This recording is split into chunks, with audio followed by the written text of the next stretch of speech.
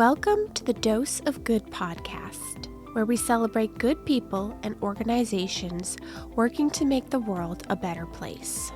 It can be easy to get caught up in the bad things going on in the world and forget about the good happening all around us each and every day. I'm your host, Erin, and I want to share these stories with you and give them the attention they deserve.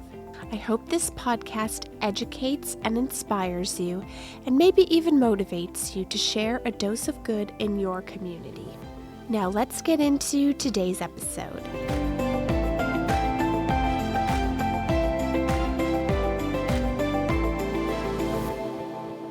Today's episode features the Derry Friendship Center, which I was not familiar with until another guest on the show told me about them, and I thought it would be great to have them on to raise awareness about this organization and let more people know about them, especially those people that might be seeking their services, because they host things like AA meetings, all different types of meetings for different purposes that people can attend.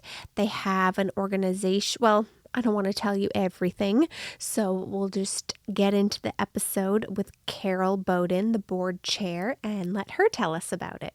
Today I have with me Carol Bowden, board chair for the Derry Friendship Center. Thank you for joining me. Oh, you're welcome. Thanks for having me. You're welcome. Could you start by telling me a little bit about the Derry Friendship Center and kind of what its mission is? Well, our mission is to create a safe space for people with alcohol and drug addiction and to try to reduce the stigma that goes along with that. Mm-hmm. We are not affiliated with Alcoholics Anonymous, but we cooperate with that. That's all we've really ever done.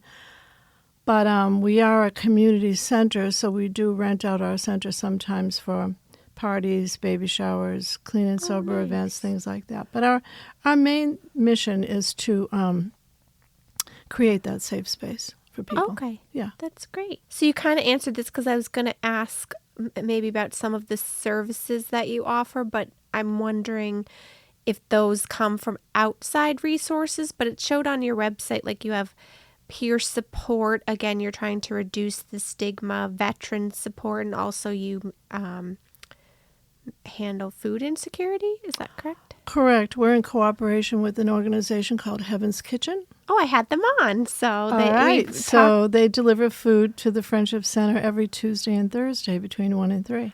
Okay, great. So we're able to hand out meals to the food insecure as well. Oh, nice. Yeah. And then as far as those other areas in terms of peer support, I would imagine, is that just from them going and having meetings there and that kind of thing? Correct. Okay, so you don't facilitate that. You just have the space for that. Correct. Okay. And then as far as reducing the stigma, can you go any more in depth about that, about what you do or how you think that can be done overall? Or well, I think the conversation is changing somewhat. I think people are starting to look at it as a health issue rather than a moral issue. Mm-hmm. Because I don't think an alcoholic or drug addict wakes up one morning and says, I'm bored to death. I have nothing better to do. I think I'll just become an alcoholic or a drug addict. Right. And so, maybe some people under the influence have done some immoral things, but the actual addiction piece is a health piece, not a moral piece. Okay. So there's because some people can drink in safety, but alcoholics, by and large, cannot. Right. Right. That makes sense. Right. Yeah. Just to get a little bit more about you, how did you become involved with the Derry Friendship Center, and what does your role entail? Well, I got sober myself 4th of July, 1986, when the Friendship Center used to be up on 42 East Broadway. Okay. We rented a little small storefront. It was just kind of a notch above sketchy. But it sufficed for quite a few years because we've been in the area for over 40 years now. Okay. And about 11 years ago, they had asked me to come on the board as a vice chair. And, a lot of times the vice chair is just like name only. Okay, yeah. But our chairman got sick with cancer and passed away, and I kind of got shoved into that position. And I thought, I'm never going to be able to fill his shoes. And yet, not only did I fill them, I surpassed them. Oh, awesome. So, and don't ask me how, but I did. And I had a mission because I thought it was very important. And so about 11 years ago, we bought our own building. And we're now on Railroad Avenue. We bought the old Eagles Club. And almost a 3,000 square foot space. It's a beautiful space. We've done a lot of work. We've gotten help from grants from different people, Doblas Foundation, Alexander Eastman Foundation. And each group that meets pays rent. So that helps sustain us. Oh, that's great. Yeah. So that's how I kind of got involved. And I'm still involved, and nobody wants my job. I'm trying.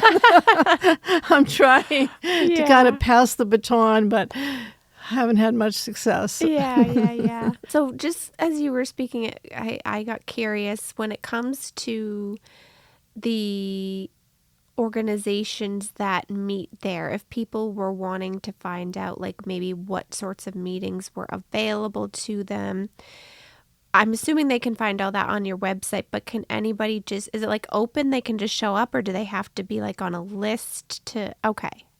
So all the meetings are on our website, and each one is described. Each meeting is different.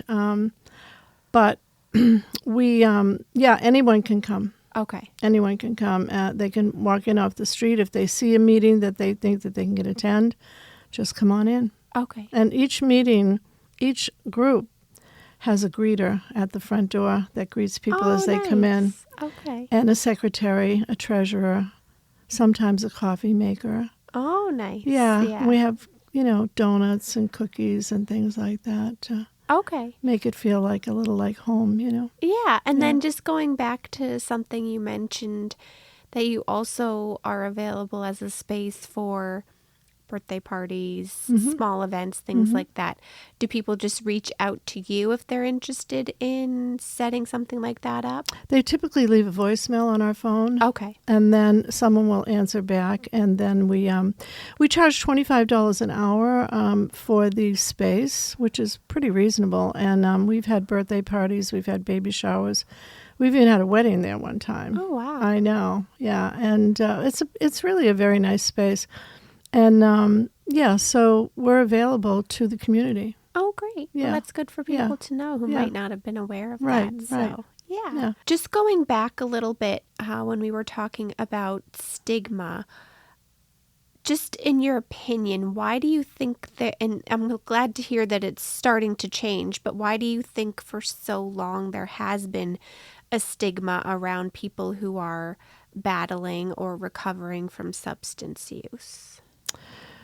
Well, I think that people may have a misunderstanding about the addiction itself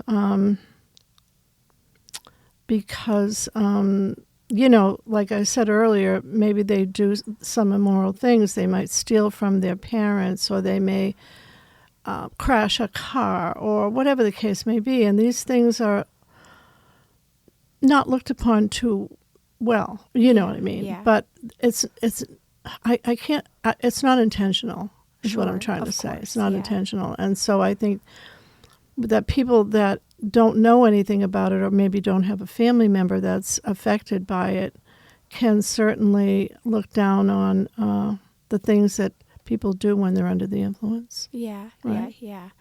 Well, I think I've learned just in doing this podcast and talking with other people that now, I mean, I'm sure there's still more education to do, but now there seems to be more of an understanding of these aren't bad people doing horrible, it's a disease, That's correct. and that kind of thing. So Yeah, we have a saying around the halls, we're not bad people trying to get good, we're sick people trying to get well. Yes, Yeah. that's a good way to look Yeah, at it. yeah. What sorts of volunteer opportunities do you have? I would love some volunteers.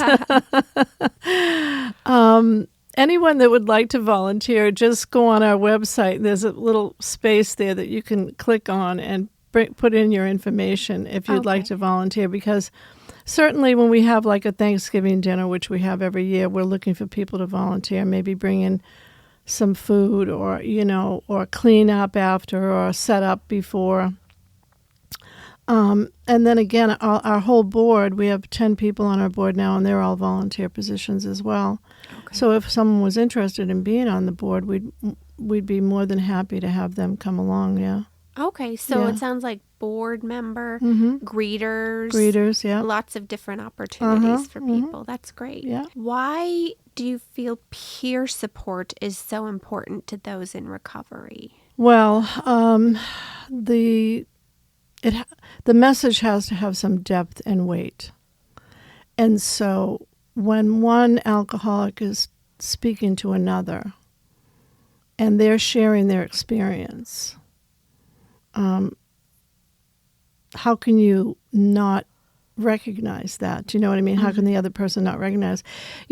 I might say, well, I did this when I was under the influence, and the other person might say, yeah, I did too. Yeah. See, so it's really a commonality between peer to peer. It's not like a therapist or a preacher or somebody, our program is based on attraction rather than promotion. Okay.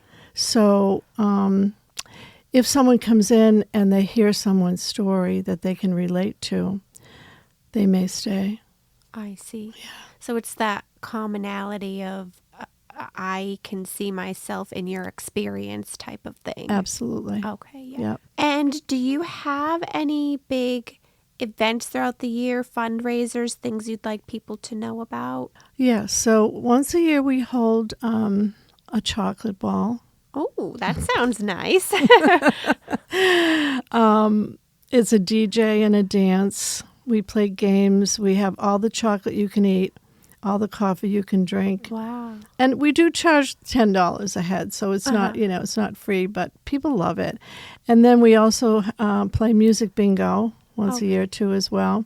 We have a Thanksgiving dinner. We're having a New Year's Eve party this year as well. Oh, fun. We might break out the karaoke machine. Who knows, because we do karaoke as well. And I'll just tell a little story. There was a house up the road, the Granite House, where young men would go to get sober. And they all came to karaoke this particular night. And I was taking the trash out that evening, and they were all out back, smoking cigarettes, what have you. And I said, are you guys having fun? And they said, yeah, we're having a ball. And I said, and just think about it. You're going to remember what you did tomorrow. Right? Exactly. That's and so one true. of them said, I'll remember this for the rest of my life. Oh, wow. That's why we do the work we do. Yeah. Yeah. Definitely. Yeah. So Thanksgiving dinner coming up, New Year's Eve. This sounds like it's a great opportunity for people to get together and socialize in a positive environment. Absolutely. And everything. Absolutely, yeah. And as far as the chocolate ball, when does that usually happen? Typically we have that at the end of February, beginning of March. Okay. Sorry if you said that and I missed it. No, I didn't. No, okay, I just said, I think we it started out sort of like as a Valentine kind of thing. I see. You know what I mean? But it morphed into the end of February, beginning of March. That's when we usually have it, yeah. Okay. Just get people out of the winter doldrums, right? Exactly. Right. Yeah, I can relate. Yeah. And it's open to anyone again? Anyone. Okay. Yeah, the whole public, yeah. Oh, awesome. That's great. And is there anything else that you want people to know about Derry Friendship Center that we haven't maybe covered? Or I can't think of anything, but if you're curious, come in and visit us. Just come in. Now, there's an organization called Revive. They're out of Nashua.